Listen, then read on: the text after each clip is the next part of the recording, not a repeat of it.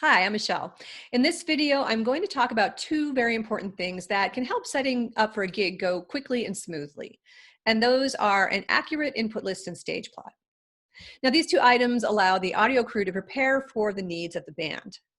If you don't know what they are or are unsure how to create them, I'm going to explain that in this video. An input list is essentially a list of inputs from the stage and the corresponding channels in the snake that they're patched to.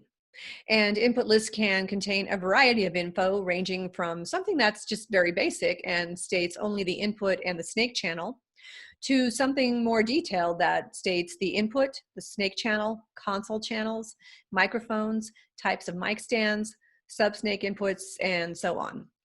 The input list will vary according to your needs. So if you've got only a simple 16-piece band that's using all local production, you might only need something like this. Now, as the size and scope of the show increases, so will the amount of detail on the input list. So what is an input? Well, every microphone and DI is an input. Also, anything that's patched directly to the snake or the console. This can include XLR outputs on the back of the bass head or a playback rack. It also includes playback devices and any other audio source that's patched to the console or snake. So when you're making an input list, you want to include all of these sources. So how do you make an input list? Well, let's start with a drum kit. How many microphones are you going to be using on the kit? It could be a simple 4-piece kit with one kick drum, snare drum, hi-hat, rack tom, floor tom, and a few cymbals. Ideally, you would mic all of the drums individually and use a pair of overhead mics for the cymbals. And on the input list, it would look something like this. You also have an electric guitar player who's using one mic on the guitar cabinet, and a bass player who is going direct through a DI, but you're also adding a bass mic to the bass cabinet. You've got 3 stereo keyboards and a keyboard vocal, and finally a lead vocal. So that covers all the inputs from the stage, and now you've got your basic input list. You can also add any mic preferences. If you require straight stands, boom stands, round basses, or tripods, the more info that you can provide, the better. Along with the input list, a stage plot is also very useful. And a stage plot is just a diagram showing the positions of musicians, vocals, instruments, and monitor mixes on the stage.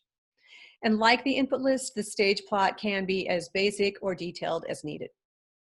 Many stage plots have been actually sketched out on bar napkins or notebook paper on site, and others are done via computer drawing programs or apps. This is a basic stage plot. And here is a more detailed stage plot.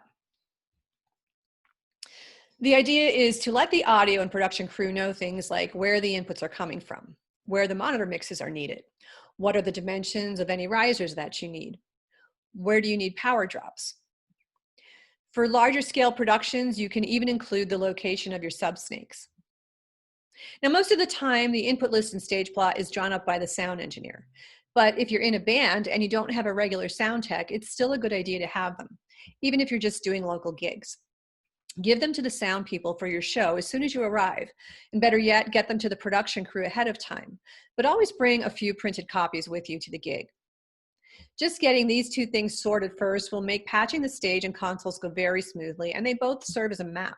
The input list is a guide for patching a snake in the console, and the stage plot is a guide for patching the stage. They're also incredibly useful in troubleshooting. One last thing, be sure to keep them updated with any changes.